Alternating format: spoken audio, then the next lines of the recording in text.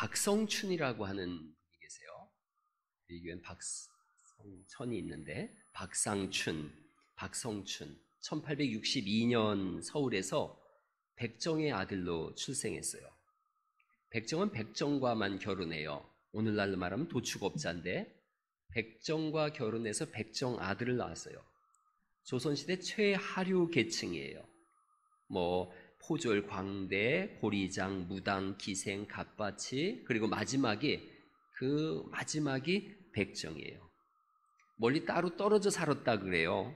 인구조사에서도 제외가 되어지고 상투도 맬 수가 없고 갓과 만건도 못해요. 나이가 많아도 미성년 취급을 당하는 거예요. 가슴에 한이 가득 쌓여 있는 사람이에요. 이 박성춘이라는 분이 아들을 낳았어요. 이름이 박봉출이에요. 아들을 낳았는데 그 아들만큼은 백정으로 키우고 싶지가 않은 거예요.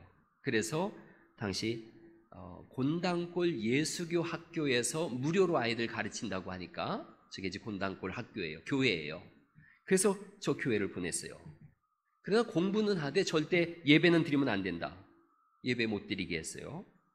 1894년에 동학운동이 일어나고 7월 달에 청일전쟁이 생겼어요.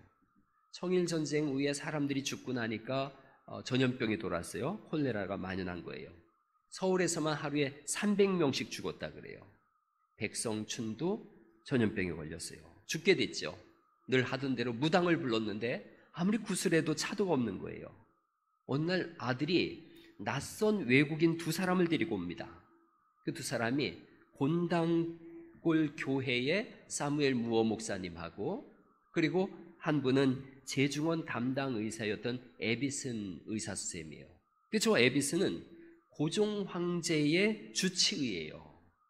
이 둘이 와가지고 저 주치의가 인간 대접도 받지 못하던 백정마을까지 친히 와서 밤새 손을 대고서 간호를 해준 거예요. 치료를 해줬어요. 이 백성춘이 생각하기엔 너무 기가 막힌 일인 거죠. 감동이 되어졌어요. 그리고 병이 났어요. 이때부터 놀라운 일들이 일어나기 시작합니다. 나중에 말씀드릴게요. 오늘 우리가 읽은 마태복음 8장, 9장을 기적의 장이라 그래요. 기적의 장. 그래서 여기선 9개의 기적이 나오는데 이 9개의 기적이 3개, 3개, 3개로 따로 묶여져 있어요. 그러면서 예수님이 누구신지를 정확하게 우리에게 드러내주고 있습니다. 처음에 3 기적은 마태복음 8장부터 되어져요. 8장 1절부터 17절까지가 처음에 3 기적이에요. 2절에서 4절 말씀 보면 나병 환자를 치유하세요. 손을 대시면서 내가 원하노니 깨끗함을 받으라. 그리고 5절에서 13절까지는 백부장의 믿음을 보시고 치료해 주시고, 3번째는 베드로의 장모를 치유하세요. 그리고 8장 16절 17절 말씀 읽어볼까요? 8장 16절 17절이 소결론인데, 작은 결론인데 이렇게 되어 있어요. 같이 읽어볼까요? 시작. 저물매 사람들이 귀신 들린 자를 많이 데리고 예수께 오거늘 예수께서 말씀으로 귀신들을 쫓아내시고 병든 자를 다 고치시니 이는 선지자 이사야를 통하여 하신 말씀에 우리의 연약한 것을 친히 담당하시고 병을 짊어지셨도다 함을 이루려 하심이더라. 이렇게 말씀하세요. 그래서 이 처음에 3 기적의 목적은, 이 의미는 17절에 있는 말씀, 우리의 연약한 것을 친히 담당하시고 병을 짊어지셨다. 그래서 자비로운 치유자 예수님이에요. 처음 3 기적의 목적이, 의미가 뭐냐? 자비로운 치유자 예수님. 이런 자비로운 치유자라는 것이 되게 의미를 가지고 있어요. 나병 환자를 만지면 안 된다라고 제가 지난주에 그런 설교를 했는데, 나병 환자의 저주가 옮겨오기 때문에 절대 만지면 안 되는데 예수님이 손을 대시며 그에게 말씀하시거든요. 내가 원하노니 깨끗함을 받으라. 손을 대시는 분이에요. 그 나병이란 말 아시죠? 옛날에 문둥병자라 그랬고 한센병 같은 종류예요. 몸에서 고름이 뚝뚝 떨어지는 거예요. 그런 사람에게 손을 대시면서 깨끗해지라고 말씀하세요. 살이 문드러진 그 사람을 만지세요. 자비로우신 예수님. 백부장은 이방인이에요. 이방인의 집에 절대로 유대인은 가지 않습니다. 이방인과 식사도 하지 않아요. 베드로가 갈라디아서에 보니까 이방인과 식사하다가 유대인이 온다 그러니까 도망가잖아요. 그 나중에 자기 한참 후배되는 바울한테 죽도록 욕을 먹죠. 그 정도로 철저한 사람들인데 이방인의 집에 직접 예수님이 가세요. 가시면서 뭐라 그러냐면 내가 가서 고쳐주리라 이렇게 말씀하세요. 자비로우신 예수님, 내가 가서 고쳐주리라. 또 베드로의 장모 요청이 없어요. 가서 보니까 열병이 있는 걸 아셨어요. 보시고 바로 고치셨어요. 손을 잡으시니 열병이 떠나갔다. 요청이 없어도 고쳐주세요. 자비로운 치료자 예수님이세요. 직접 가시고 또 만지시고 요청이 없어도 고쳐주세요. 오늘 예배 속에 동일한 은혜가 있기를 간절히 바랍니다. 병든 몸과 마음을 고쳐주시는 거예요. 잘못 살아온 인생을 고치시는 거예요. 우리가 472장 찬송 불렀어요. 내 병든 손 내밀라고 주 예수님 말씀 안에 그 말씀을 굳게 믿고 병든 손을 내밀어라. 옛날같이 오늘날도 주 권능이 크시오니 전능하신 권능으로 병든 내 몸 고치시리. 내 병든 손 내밀어라. 주 예수님 고치시리. 할렐루야. 주님이 고치시는 거예요. 찬송가 바로 471장에는 나의 병을 고쳐주심 내가 믿사옵니다. 지금부터 영원토록 주 찬송하겠네. 나를 구원하신 말씀 어디든지 전하오리. 나의 병을 고쳐주심 참 감사합니다. 자비로우신 치료자 예수님은 우리를 고치십니다. 고치시고 하신 말씀이 뭐냐면 18장을 다시 보실까요? 8장을 다시 보실까요? 고치시고서 하신 말씀이 8장 18절 19절에 있는 말씀인데 특별히 19절에 한 서기관이 나와 예수께 아뢰되 선생님이 어디로 가시든지 저는 따르리이다 그랬더니 예수님께서 22절에 이렇게 말씀하세요. 다 고치시고 하신 명령이에요. 어떤 명령을 하시냐면 22절 말씀 읽어볼까요? 시작. 예수께서 이르시되 죽은 자들이 그들의 죽은 자들을 장사하게 하고 너는 나를 따르라 하시니라. 첫 번째 명령이 뭐냐 하면 나를 따르라예요. 나를 따르라. 자비로우신 예수님 치료하시고서 치유자 예수님이 고치시고 하신 말씀이 나를 따르라. 두 번째 새 기적이 있어요. 두 번째 새 기적은 8장 23절에서 9장 8절까지 있어요. 그 첫 번째가 바람과 바다를 잠잠케 하세요. 23절에서 27절까지예요. 바람과 바다를 꾸짖으시니 아주 잠잠하게 되었다. 그리고 28절에서 34절에는 2명의 귀신 들린 사람을 고치세요. 여러분 아시다시피 돼지떼에게로 들어가라 그래서 돼지떼가 몰사하게 하고 2명의 귀신 들린 사람을 고치시죠. 세 번째는 이제 9장 1절에서 8절 말씀인데 중풍병자를 고치시는 거예요. 내 죄사함을 받았느니라. 첫 번째가 자비로우신 치유자 예수님이셨다면 두 번째는 신성을 가지신 하나님의 아들 이런 거예요. 신성을 가지신 하나님의 아들. 여러분 이 세 가지 기적이 증거하고 있어요. 자연이 복종하거든요. 바람과 바다가 예수님께 복종하고 있어요. 이건 하나님만이 하실 수 있는 거예요. 두 번째는 귀신이 인정해요. 하나님의 아들이요 이렇게 귀신이 인정하고 있어요. 그리고 죄 사하는 능력은 하나님만 하실 수 있는 거예요. 근데 예수님께서 내 죄사함을 받았느니라 이렇게 하나님만 하실 수 있는 일을 하세요. 신성을 가지신 하나님. 처음에는 치유자 하나님이셨어요. 두 번째는 신성을 가지신 하나님. 달리 말씀드리면 예수님은 하나님이시다 이런 거지요. 이렇게 하시고서 그 다음에 이제 이렇게 말씀하세요. 9장 9절 말씀이에요. 9장 9절 말씀을 또 같이 한번 읽어볼까요? 9장 9절 말씀 시작. 예수께서 그곳을 떠나 지나가시다가 마테라 하는 사람이 세간에 앉아 있는 것을 보시고 이르시되 나를 따르라 하시니 일어나 따르니라. 두 번째 명령도 나를 따르라예요.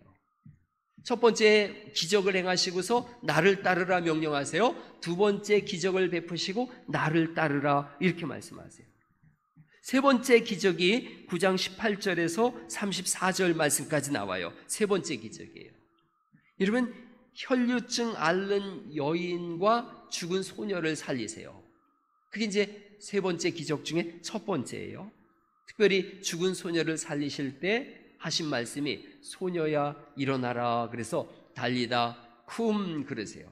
달리다 그러면 일어나라 이런 뜻이에요. 그래서 달리다 쿰 죽은 자리에서 일어나라 죽은 아이를 살려내시죠. 두 번째 사역은 27절에서 30절까지인데 보지 못하는 분에게 보기를 원하나이다 그랬더니 내 믿음대로 될지어다 이렇게 말씀하세요. 세 번째는 말 못하시는 분을 치료해 주세요. 그랬더니 이렇게 세 가지 마지막 기적을 행한 다음에는 다른 말씀이 나옵니다. 26절 말씀 볼까요? 26절 말씀을 같이 한번 읽어보시죠. 26절 시작. 그 소문이 그 온 땅에 퍼지더라 이렇게 돼 있어요. 예수님이 행하신 소문이 퍼지더라 이렇게 돼 있고 31절에도 똑같은 말씀이 돼 있는데 31절 말씀 또 읽어보죠. 시작. 예수의 소문을 그 온 땅에 퍼뜨리니라 이렇게 말씀하세요. 이게 마태복음에만 기록되어져 있어요. 그러니까 세 번째 예수님의 소문이 퍼지더라 이건 말씀은 전하라는 거예요. 전하라. 그러니까 우리에게 세 가지 말씀하는 거예요. 자비로우신 예수님, 그 자비로우신 예수님이 우리에게 말씀하세요. 치료자 예수님이 말씀하는 거예요. 나를 따르라. 하나님이신 예수님이 말씀하시는 거예요. 나를 따르라. 그리고 이 기적의 끝에 이 복음을 전하라 이렇게 말씀하는 거예요. 여러분, 자비로운 예수님, 자비로운 치유자 예수님 할 때 이 당시 사람들은 잘 이해를 못했어요. 하나님이 자비롭다고? 이 말이 안 되는데 신이 어떻게 자비로울 수가 있어? 신은 우리를 압박하고 그 말을 안 들으면 죽이는 게 신인데 이 당시 세계 사람들은 이해를 잘 못했어요.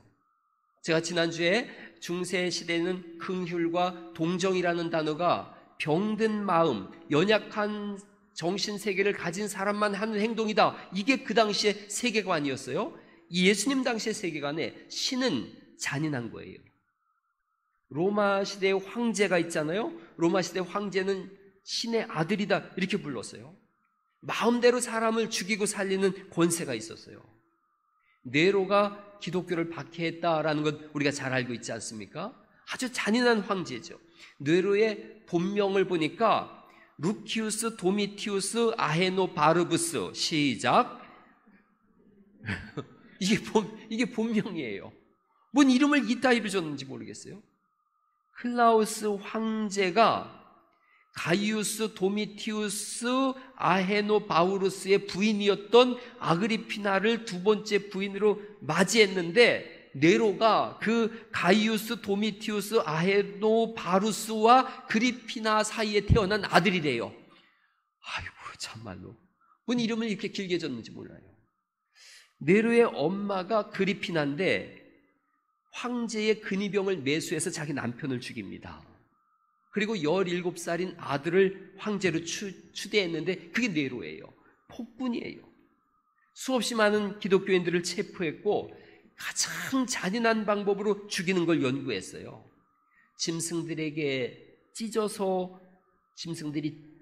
죽게 했고 십자가에 매다는 건 보통이고 화형에 처했고 정원에 나무를 세워놓고 기름을 끼얹은 다음에 불을 붙여서 정원에 횃불로 인간 봉화로 사용했어요.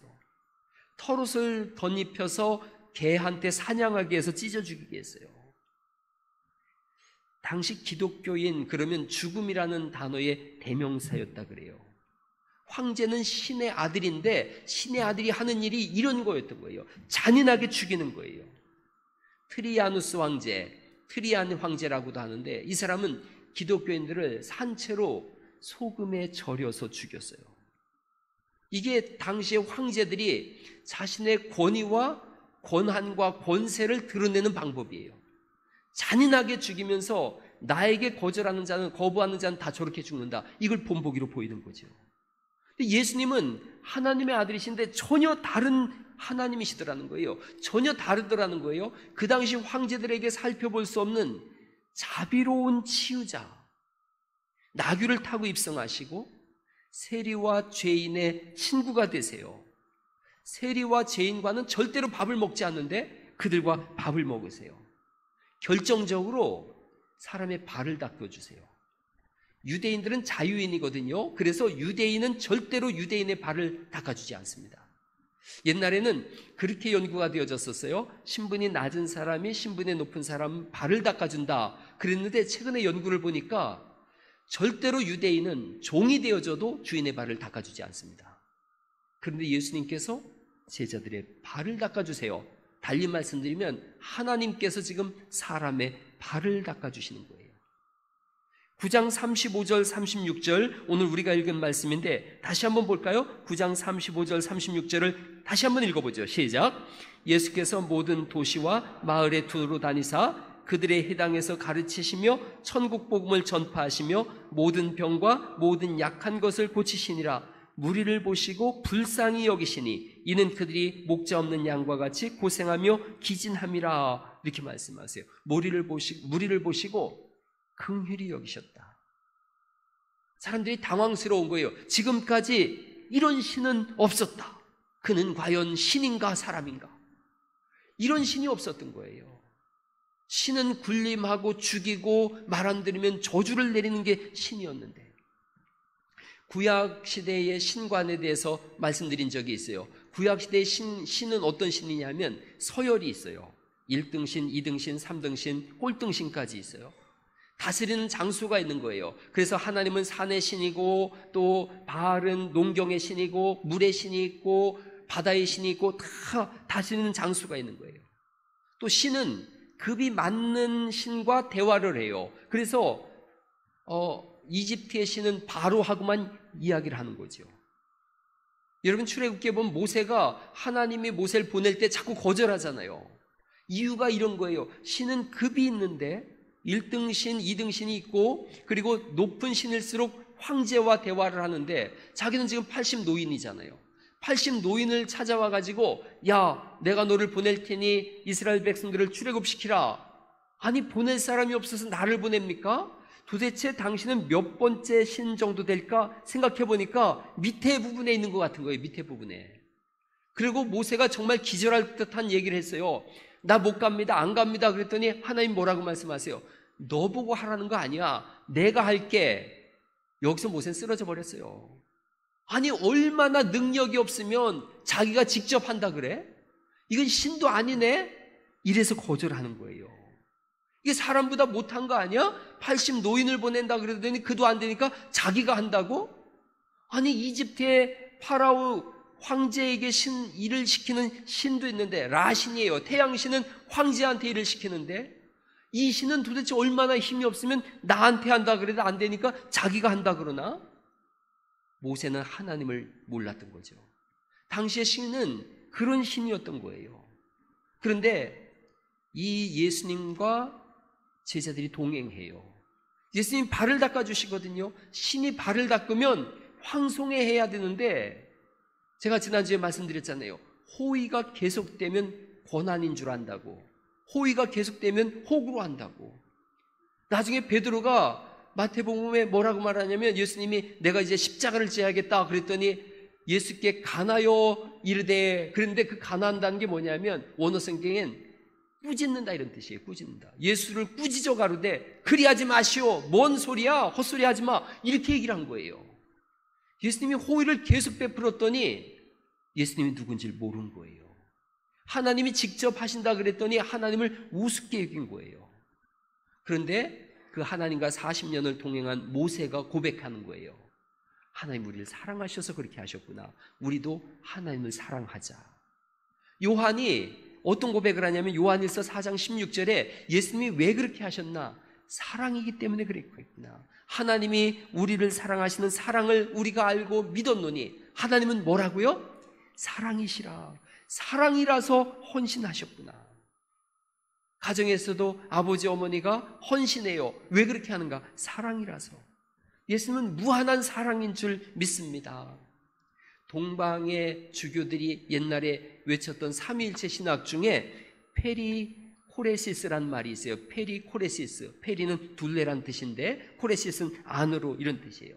상호 침투, 상호 내재 이런 의미인데 성부 하나님, 성자 예수님, 성령 하나님은 서로 얼굴을 마주 보시고 사랑의 춤을 춘다 이런 뜻이에요. 강강수월래를 하신다는 거예요. 성부, 성자, 성령 하나님께서 서로 얼굴을 마주 보시고 사랑의 춤을 추신다. 그런데 그 관계 속으로 우리를 초청하신 거예요. 너도 여기를 와서 나랑 얼굴을 맞대고 함께 사랑의 춤을 추자 이러시는 거예요.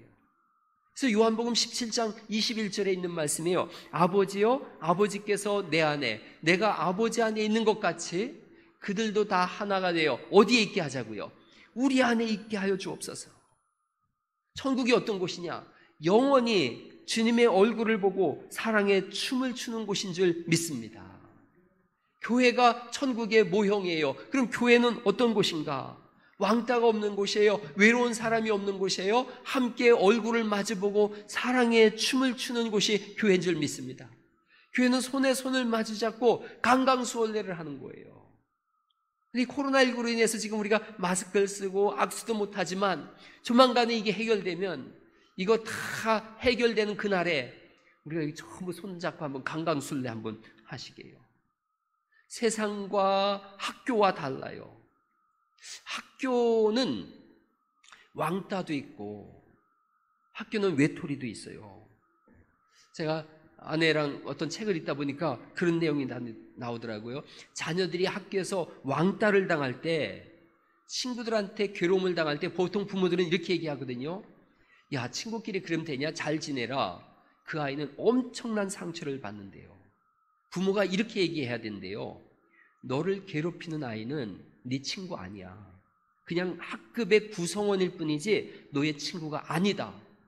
그걸 정확하게 알려주라는 거예요. 너와 마음을 같이 나누고 너를 도와주는, 또 네가 도움을 주는 그 사람이 친구지, 너를 괴롭히고 왕따를 시키는 그 아이는 절대로 친구가 아니다. 그러니 너도 그냥 학교의 구성원 하나쯤으로 여기고 친구라고 생각하지 마라. 그래야 이 아이가 살아갈 수 있대요. 그 친구끼리 그러면 안 돼. 그러면 이 아이는 친구한테 왕따를 당하는 딜레마에 빠진다는 거예요. 여러분, 저는 그게 맞다고 생각해요. 그런데 교회는 달라요. 교회는 그냥 교회 구성원 중에 하나다, 이게 아니에요. 그냥 그런 사람이야, 그게 아니에요.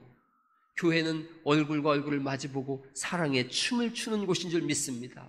이 사랑의 춤이 영원히 천국 가는지 가는 거지요. 마음을 열고 사랑을, 손을 내밀고 하나가 되는 곳, 교회죠. 이 주님의 나라에, 주님의 춤에 누가 초청받는가를 생각해 보세요. 누가 초청받는가? 셰익스피어 4대 비극 중에 햄릿이라고 있어요. 햄릿. 저 햄릿의 유명한 대사 있잖아요. 사느냐 죽느냐 그것이 문제로다. 햄릿은 덴마크의 왕자예요. 자기 아버지가 삼촌한테 독살을 당합니다. 그리고 삼촌은 자기 어머니 클로디어스하고 결혼을 해요. 나중에 햄릿이 이걸 다 알아요. 삼촌이 왕이 되거든요. 어느 날 삼촌이 자기 죄로 인해서 괴로워하면서 기도하는데 햄릿이 뒤에서 칼을 빼다가 다시 집어넣어요. 무슨 생각을 하냐면, 저 기도할 때 내가 죽이면 저 인간 천국 간다. 그러니 기도 안 할 때 죽여야 된다. 이 생각을 하는 거예요. 이러면 이 끝이 어떻게 되냐면 햄릿도 죽고 그의 엄마도 죽고 자기가 사랑하는 여자 오피리어도 죽고 그리고 그의 오빠도 죽고 오피리어의 아버지도 죽고 삼촌도 죽고 다 죽어요. 셰익스피어가 햄릿을 통해서 우리 인간의 죄악상을 고발하는 거예요. 우리가 그런 사람이라는 거예요. 너 죽고 나 죽자, 이런 사람이라는 거예요. 복음성가 중에 내 평생 살아온 길 뒤를 돌아보니 걸음마다 자옥마다 다 뭐예요? 죄뿐입니다. 그런데 주님이 우리를 부르신 거예요. 부르셔서 말씀하는 거예요. 나는 의인을 부르러 온 것이 아니라 죄투성이인 너를 부르러 왔다. 이 마태복음 8장 9장에는 수없이 많은 죄인들이 나와요. 이방인들이 나와요. 그들을 예수님은 무시하거나 멸시하지 않으시고 불쌍히 여기셨다. 36절에 불쌍히 여기사 이렇게 말씀하세요. 불쌍히 여기셨다. 죄인을 부르러 왔다. 너를 부르러 왔다. 나와 함께 영원히 사랑의 춤을 추자. 그렇게 초청받은 사람들이 우리기에 우리는 다른 사람을 정죄할 수도 없고 다른 사람의 손을 부여잡고 함께 사랑의 춤을 춰야 하는 사람들이 우린 줄 믿습니다. 오늘 숙제를 내드립니다.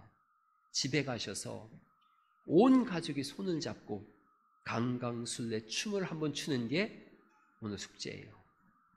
숙제 검사는 여러분이 단톡방에 찍어서 내는 걸 숙제 검사로 대신하겠어요.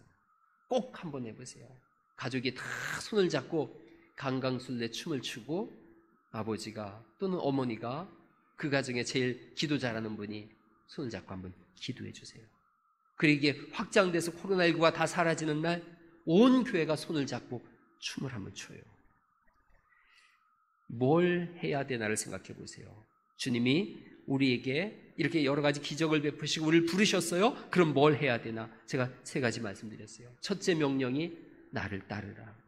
두 번째 명령이 나를 따르라. 세 번째 명령이 전하라 이거예요. 너는 나를 따르라. 나를 따르라. 그리고 전하라. 이 전하라, 나를 따르라는 것은 예수님 뒤를 졸졸 따라다니라는 뜻이 아니에요.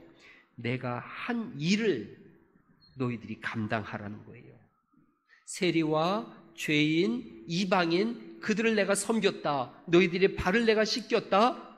너희도 나와 똑같은 일을 하라는 거예요. 내가 그들을 섬겼으니 너희도 이 시대 속에서 섬기라 하는 거예요. 오늘 여기서 그때 거기서 하신 일을 하라는 거지요.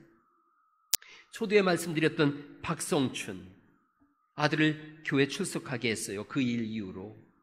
글쎄 고종 황제의 주치의가 자기에게 와서 치료해 줬는데 그냥 있을 수 없죠.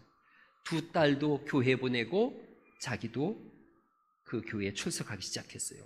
세례를 받았어요. 문제는 곤단골 교회는 양반들만 다니는 교회예요. 그 양반들이 다니는 교회에 백정이 들어왔거든요. 그러자 양반들이 더 이상 저 백정하고 신앙생활 못하겠다 이렇게 나온 거예요. 그래서 사무엘 무어 목사님한테 가가지고 저 백정을 쫓아내시오. 그렇지 않으면 우리가 나가겠소. 사무엘 목사님이 뭐라 그러셨냐면 절대 그럴 수 없습니다. 교회는 높고 낮은 곳이 없습니다. 얘기를 했어요. 그랬더니 또 제안을 하는 거예요. 그러면 따로 의자를 분리해서 백정 자리, 양반 자리 이것도 거절했어요. 그랬더니 양반들이 다 나가서 홍문수골 교회를 세웠어요. 박성춘은 엄청난 충격을 받은 거예요. 나 같은 천민 하나 때문에 교회 양반들이 다 나가다니 이 교회가 문 닫게 생긴 거예요. 너무 충격을 받고 감동을 받았어요. 죽기 살기로 복음을 전했어요. 그랬더니 곤단골 교회, 박성춘이 다니는 곤단골 교회는 급속도로 부흥된 거예요. 백정들이 다 들어왔어요. 여기에 양반 다니는 홍문술 교회는 생명력 없는 교회가 돼가지고 문 닫기 직전이었어요. 결국 3년 뒤에 두 교회가 다시 합쳐졌어요. 그 교회가 지금 인사동에 있는 승동교회예요. 승동교회. 1911년에 박성춘이 승동교회 장로님이 됐어요. 백정이 장로가 됐어요. 그리고 내각 총서, 오늘날로 말하면 내무부 장관이에요. 육일준에게 장문의 편지를 씁니다. 백정 차별 금지와 금지법과 백정도 갓과 망건을 쓸 수 있게 허락해달라고 요구를 했어요. 이게 관철돼서 500년간 못 쓰던 망건과 갓을 백성춘이 최초로 썼어요. 이분이 얼마나 좋았는지 이 갓이 이렇게 둥글게 생겼잖아요. 이걸 쓰고 잤다는 거예요. 첫날 밤에. 너무 좋아서. 더 기적은 계속 일어나요. 1911년에 박성춘이 장로님이 되셨는데 1914년에는 3년 뒤에 흥선대원군의 친척이었던 왕손이죠. 이재형이 장로가 되어져요. 조선 역사에 있을 수 없는 일이 백정과 왕손이 나란히 앉아서 당회를 열었어요. 백성춘의 아들은 세브란스 대학을 졸업하고 1907년에 조선 최초의 양의사가 되어졌어요. 항일운동에서 유일한 군의관이었던 박서양이라고 하는 분이 되어졌었어요. 황제의 주치의가 백정을 치료하자 한국 교회의 판도가 바뀐 거예요. 한국 역사의 판도가 바뀐 거예요.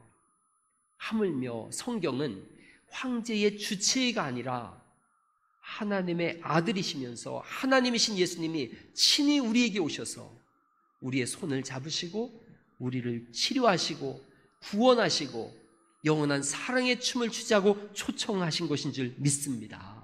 그래서 우리도 이와 같이 해야 된다는 거예요. 이 일을 우리에게 주님이 맡기신 거예요. 나를 따르라, 나를 따르라. 이 말씀은 너희도 이와 똑같은 일을 하라는 거예요. 오늘 예배 후에 원례가 있어요. 원례의 주제는 어떻게 이웃을 섬길 것인가를 논의하자 그랬어요. 지난주에 그런 말씀을 드렸는데 우리 교인은 아닌데 들어보니까 너무 고단한 이웃이 있었어요. 그래서 제가 옆에 우리 교회 와서 부흥회했던 신앙등교회 장봉 목사님한테 그 말씀을 드렸더니 그럼 우리 교회가 도울게요. 선뜻 50만 원을 가지고 오셔서 지난 주간에 도와드렸어요. 교회가 이런 일을 해야 된다는 걸 알고 계셨던 거죠. 우리 교회가 겨울에는 무료연탄을 공급하고 있어요. 여름에는 라면 음악회를 해요. 근데 라면 음악회가 코로나19로 인해서 어려워졌어요. 늦가을로 일단 미뤄놨어요. 소풍도 우리가 6월 달에 했었는데 소풍도 어렵고 점심 식사도 어려워요. 그래서 생각하는 거예요. 이 모든 역량을 다 모아서 이웃을 섬기는 일을 한번 해보자. 어제 당회원들끼리 모여서 이런 얘기를 나눴어요. 해봅시다.